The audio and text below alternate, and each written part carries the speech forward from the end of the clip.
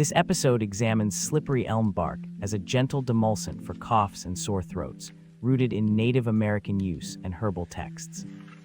For children over age 1, a warm infusion with a touch of honey can soothe irritated throats while avoiding honey for younger kids. Women and men alike can sip the tea after meals to ease tickles, with a comforting, mucus-soothing effect.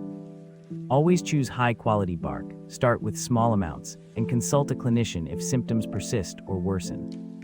Historical notes highlight its long-standing safety profile as a plant-based remedy offering mild relief without synthetic additives.